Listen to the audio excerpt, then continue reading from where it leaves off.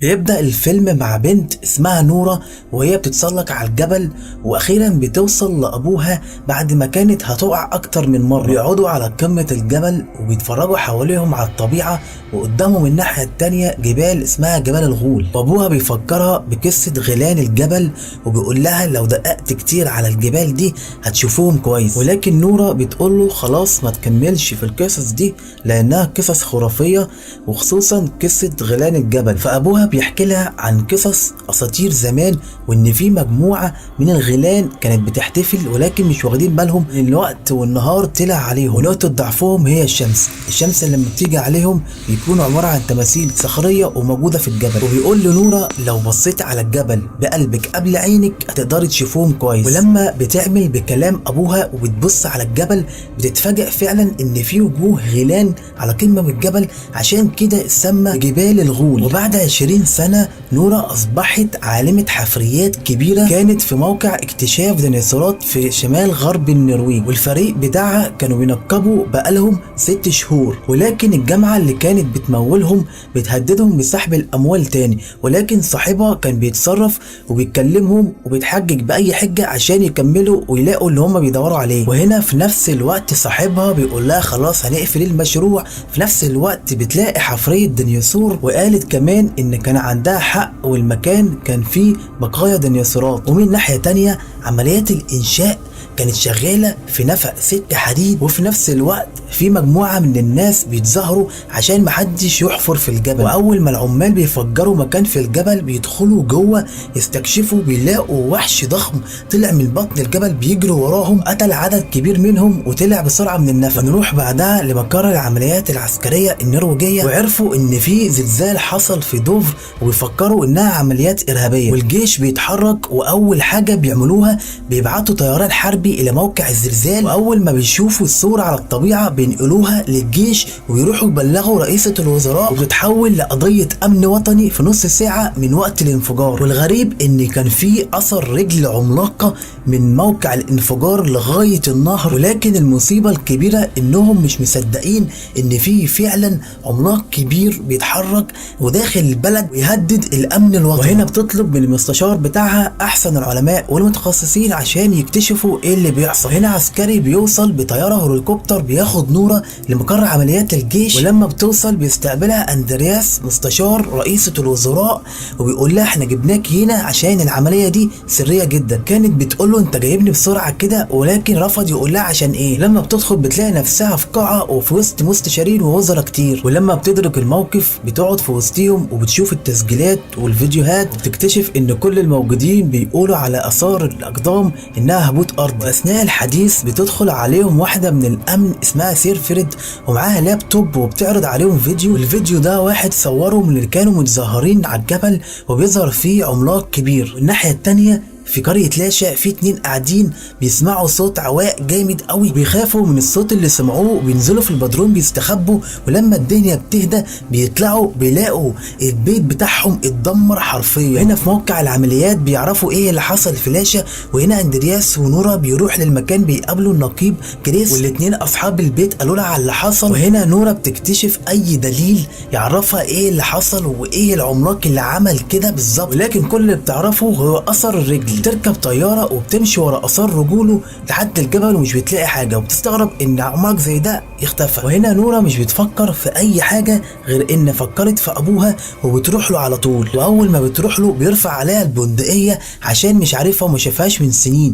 وغير كده كمان ان بيجيله تهديدات من كل حتة بسبب شغله، وغير كده كمان ان الحكومة سجلته بسبب بحثه ومواضيعه عن الغيلان. ونورا بتوري له فيديوهات عشان يروح معاها ويحل اللغز ده، وفعلا بيروح. وهنا بيروحوا لقرية لاشا لانها اخر اثار رجله، وبيراجعوا الخريطة بيلاقوها مختلفة عن الواقع بكتير. وهنا بيوصلوا لصخرة كبيرة ما كانتش موجودة في الخريطة اصلا، وبيلاقوا عين كبيرة بتتحرك واحدة واحدة وراهم، وبيتفاجئوا ان غول كبير بيقوم وبيجري وراهم، ونجحوا انهم ركبوا الطيارة وراحوا لمقر العمليات. ولكن اول ما بينطقوا كلمة غول بس بيطلعوهم بره المكان وبيعزلوهم عشان الجيش هو اللي هيروح يهاجم الغول. هنا نورا بتزعق لابوها بتقول له ايه كلام الاساطير اللي انت بتقوله ده، بيأكد لها ان الجيش لازم يغير التعامل معاه لان مش هتفيد بحاجه، ان خطه الجيش مش مش تنفع على التغلب عليه ولازم يوصلوا للغول بنفسهم. لكن في النهايه بتسمع كلام ابوها وبتجرب الطريقه بتاعته. وهنا نورا بتتفق مع كريس انه يروح معاهم في المهمه بتاعت ابوها لانهم مالهمش علاقه بالموضوع لان الجيش طردهم.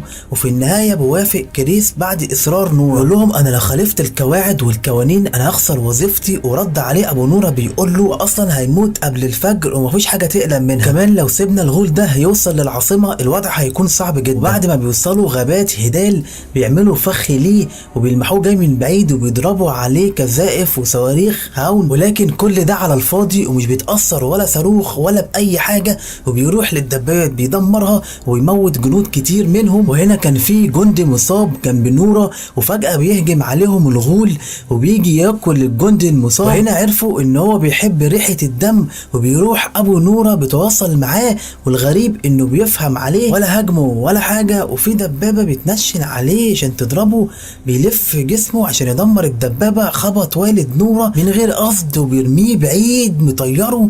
وهنا بيصاب اصابه خطيره وبيموت، لكن قبل ما يقول لها 3 كلمات وهما البيت والقصر والملك، من كتر صدمتها مش مصدقه اللي حصل. وتاني يوم بتفكر في كلام ابوها وال3 كلمات يقصد بيهم ايه بالظبط. اندرياس كان بيفهمها ان في قصص الاساطير كانت الغيلان بتتحرك بالليل بس، وبتيجي الصبح الشمس بتيجي عليهم بتحولهم لصخور. تراجع فعلا قصص الاساطير القديمه وبتلاقي انه كلامه صحيح. غيلان بتشم دم معين وبتاكلهم، عشان كده ما كانوش ابو نور. عايزين يستخدموا الاجراس العملاقه عشان يبعدوه عن المدينه، لكن بيعرفوا من القصص ان الاجراس بتضايقوا جدا. لما بيقنعوا الجيش بخطتهم الجيش بيرسل طيارات ومتعلق فيها اجراس عملاقه يروحوا للمكان اللي فيه الغول. وهناك في منتزه في اطفال ونساء ورجال وعائلات واطفال كتير. واول ما بيظهر الغول بيجي الجيش بالطيارات مع الاجراس العملاقه، واول ما بيشغلوا الجرس بيتعصب جدا ويتضايق ويبدا يدمر فيهم طياره طياره. واول ما طياره بتقع على البنت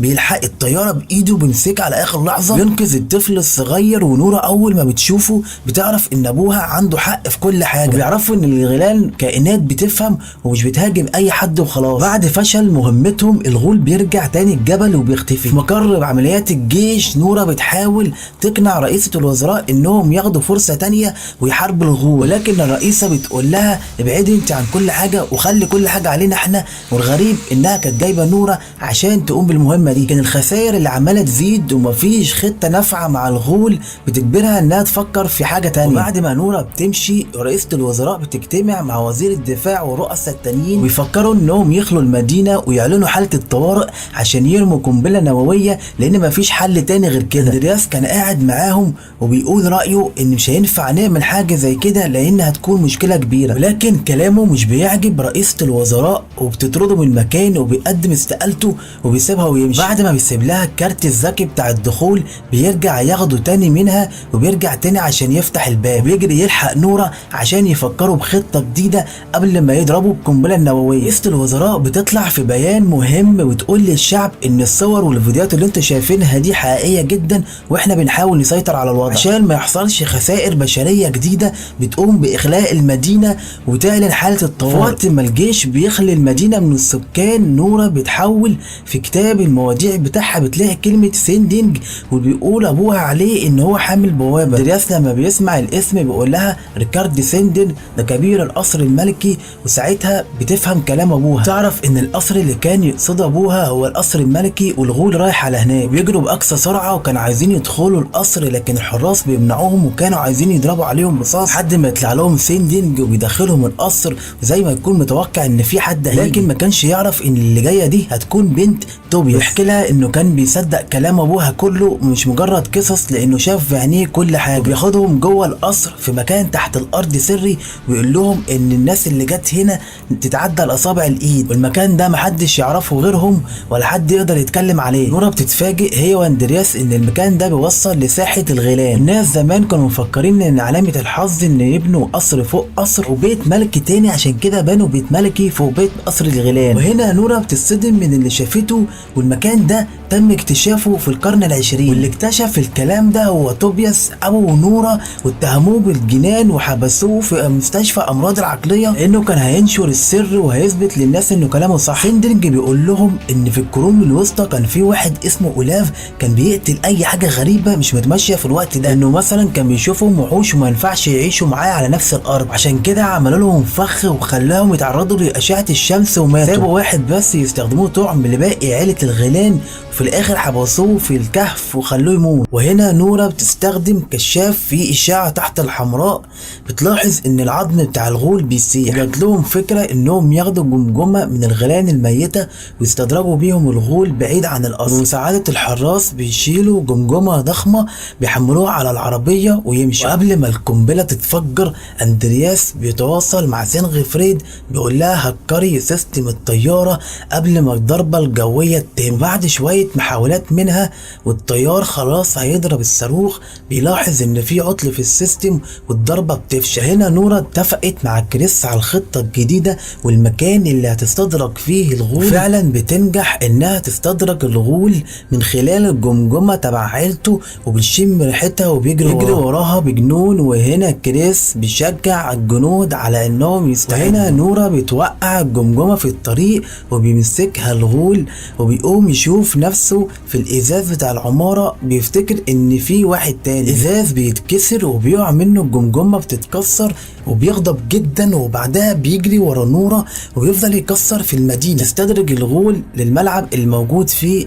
كريس والجنود. وهنا الجيش بيحاول يعيد السيطره على الطياره وهنا واحد منهم بيعرف ان سانفريد هي ياخد منها اللابتوب ويلغي كل اللي عملته وبيدي اوامر للطيار انه يضرب. هنا الغول بيوصل الملعب وبيقدر يمسك العربيه بتاعت نورة وبيطبقها بقبضه واحده من ايده. كون نورة واندرياس بره العربيه بيجي الغول يدوس عليهم برجله بيجي الجيش يضرب عليه صواريخ فبيجري نورة واندرياس من تحت رجله. نفس اللحظه بيحوطوه بكشافات عملاقه وبيشغلوها ودي بتكون جزء من خطه نورة. واول ما بياخدوا الاشاره بيسلطوا الضوء على العملاق وهنا الخطه بتنجح والغول بيتجمد مكانه. اثناء تنفيذ الضربه الطيار بياخد الاذن من الجيش عشان في ناس وجنود حواليه وفي مسؤول فيهم اخد اللابتوب عشان يدي الطيار التنفيذ. وهنا اتصرفت بسرعه سانفريد ضربته في وشه ولغت العمليه. وهنا الغول بيتألم من شده الضوء عليه ونورة بتجري على كابلات الكهرباء